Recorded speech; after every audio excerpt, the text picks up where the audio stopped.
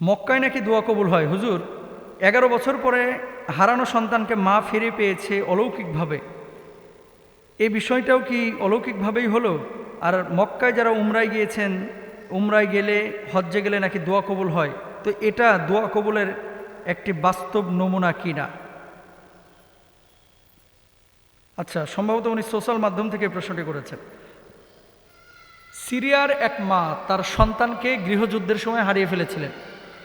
11 বছর উনি এই সন্তানকে খুঁজেছেন। ছোট্ট বাচ্চা ছিল তো, বিভিন্ন হাত বদল হয়ে আরেকজনের কাছে এই সন্তান চলে গিয়েছে।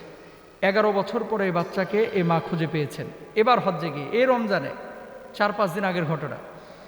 সম্ভবত সেখান থেকে তিনি এই প্রশ্নটি করেছেন। অলৌকিক অবশ্যই, কারণ 11টা বছর যে মা তার সন্তানকে খুঁজেছেন, ছোট্ট বাচ্চা হারিয়ে ফেলেছিলেন ছোটবেলায়, বিভিন্ন ওয়েবসাইটে ছবি দেওয়া হয়েছে, খুঁজে পান নাই। সিরিয়াতে প্রচার চালিয়েছেন, খুঁজে পান নাই। আন্তর্জাতিক বিভিন্ন সংস্থার ওয়েবসাইটে ছবি প্রকাশ করেছেন, খুঁজে পান নাই। কিন্তু বাইতুল্লায় যখন হজ্জে গিয়ে এই উমরায় গিয়েছেন এই 4-5 দিন আগে, মোট কথা হচ্ছে ওই আন্তর্জাতিক সংস্থাগুলো যেখানে ছবিগুলো শেয়ার করা হয়েছে, বাচ্চাটা হাত বদল হতে হতে যেই ঘরে বা যেই পরিবারের কাছে গিয়েছে তারাও কিন্তু এই ছবি শেয়ার করে করে তার মাকে খুঁজতেছিল, তার পরিবারকে খুঁজতেছিল। তো এতদিন 11টা বছর সিরিয়ায় থাকলো, সন্ধান পেল না। এতদিন এ অঞ্চলে থাকলো, সন্ধান পেল না। এবার উমরায় যে কেন সন্ধান পাইল? আসলে আল্লাহ তাআলা তার দোয়া কবুল করেছেন, এটাই বাস্তব।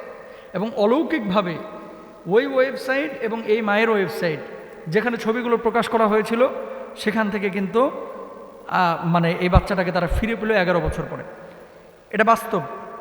বাইতুল্লাহ বা কাবার যে চত্বরটা, কাবার এমন কিছু অংশ আছে যে অংশগুলোতে দোয়া করার পরে সন্দেহ করাও নিষেধ যে এই দোয়াটা কবুল হচ্ছে কিনা। কোন কোন জায়গা? এই যে বারবার অনেকে উমরায় যায়, কেন যায়? অনেকে বলে যে গরিব মানুষকে টাকা দিয়ে দিলেই তো পারে।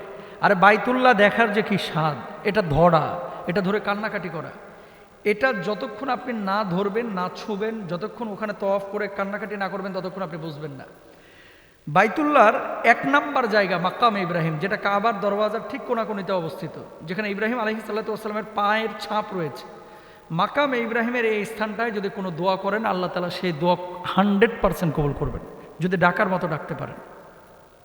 1 নাম্বার। 2 নাম্বার, রাসূল আকরাম সাল্লাল্লাহু আলাইহি ওয়াসাল্লাম কি বলছেন দেখেন, তোমরা ইব্রাহিম আলাইহিস সালাতু ওয়াস সালামের দাঁড়ানোর স্থানকে নামাজের স্থান বানাও। সূরা বাকারার 125 নম্বর আয়াতে আল্লাহ তাআলা বলেছেন। সুতরাং এখানে নামাজ পড়ে দোয়া করলে আল্লাহ সুবহানাহু ওয়া তাআলা দোয়া কবুল করেন। 2 নাম্বার আসেন মিজাবে রহমত। মিজাবে রহমত কোনটা? ওই যে কাবার ছাদ থেকে পানি যে নিচে পড়ে, পানি।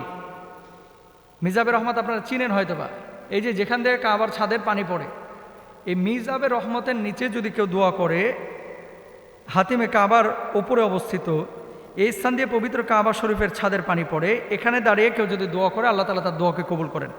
কাবার অভ্যন্তরে, কাবার ভেতরে খালি স্পেস, সাধারণ মানুষের এখানে ঢোকাটা সম্ভব হয় না, কিন্তু যারা রাষ্ট্রনায়ক, যারা জ্ঞানীগুণী, আলেম, বড় বড় স্কলার, তাদেরকে এখানে ঢুকতে দেওয়া হয়। কাবার ভিতরে আপনি ঢুকতে পারতেছেন না, কিন্তু হাতেমের ভিতরে তো আপনি ঢুকতে পারছেন। এই যে হাতেমের গোল চত্বর, এই জায়গাটায় আল্লাহ তাআলা দোয়া কবুল করেন। তারপর আসেন হজরে আসওয়াদ, বেহেশতি পাথর আসওয়াদ।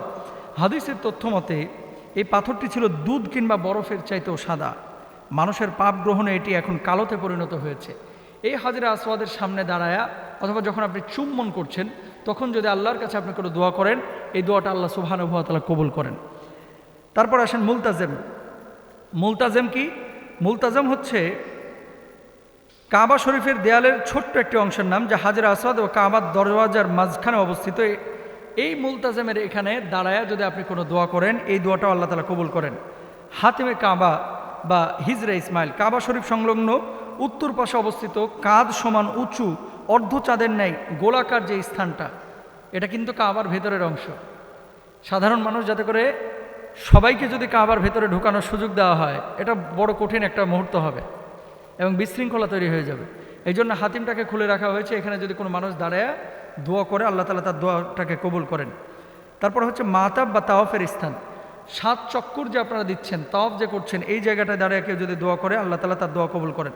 সাফা মারওয়া পাহাড়, যখন আপনি সাই করছেন, সাফা মারওয়া পাহাড়ের মধ্যে যদি দোয়া করেন, এই দোয়াটা আল্লাহ সুবহানাহু ওয়া তাআলা কবুল করেন।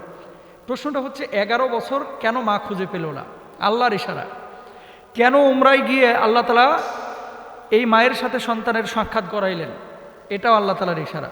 মেন কথা হচ্ছে হজ্জে গিয়ে উমরায় গিয়ে যখন আপনি দোয়া করবেন, আমার পরিচিত 2 জন ব্যক্তি আছে, বিয়ে হয়েছে 13 বছর 14 বছর, বাচ্চা হয় না। পরে স্বামী স্ত্রী মিলে তারা কি করেছেন, দৃঢ় সংকল্প করেছেন যে এবার উমরা করব, উমরায় যে আল্লাহর কাছে কান্নাকাটি করব। উমরা করে এসেছে, তারপর আল্লাহ তাআলা তাদেরকে বাচ্চা দান করেছেন, বাচ্চা কনসেপ্ট হয়েছে এবং সেই বাচ্চা আজকে বড় হয়ে গেছে। 3 জন মেয়ে আল্লাহর কাছে বারবার চাচ্ছিল যে আল্লাহ একটা পুত্র সন্তান দেন। আরাফাতের ময়দানে গিয়ে হজ্জের সময় দোয়া করেছে, আসার পরে বাচ্চা কনসেপ্ট হয়েছে। এরপরে যে বাচ্চা হয়েছে সেই বাচ্চাটা আবার ছেলে হয়েছে, আবার সেই ছেলের নাম আরাফাত রেখে দিয়েছে, মানে ছেলের নাম আরাফাতের ময়দানে দোয়া করেছিল এই জন্য। তো আপনাদেরকে একটা কথা বলি, অলৌকিকভাবে যে মা 11 বছর পরে বাচ্চা পেতে পারে, যেই বাপ মা নিঃসন্তান দম্পতি সন্তান পেতে পারে, আপনিও চাইলে ইনশাআল্লাহ তাআলা আপনার সমস্ত দোয়াগুলো কবুল করাইতে পারেন।